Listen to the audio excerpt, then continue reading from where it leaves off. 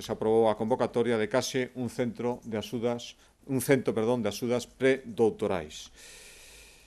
É un programa de apoio etapa predoutoral, polo tanto, que se enmarca no Plan Galego de Investigación, Innovación e Crecemento, ten un período de vigencia dende o ano 2011, ben xa ata o ano 2015,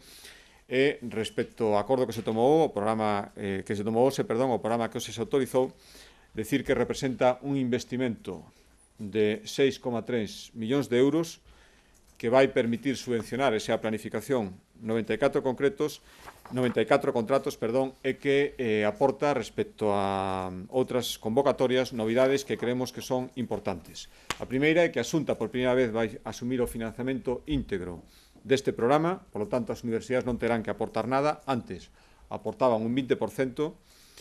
A cuantía das axudas vai chegar ata 23.500 euros por alumno, é a cuantía máis alta dende que se fan estas convocatorias e, ademais, existe unha reprogramación temporal,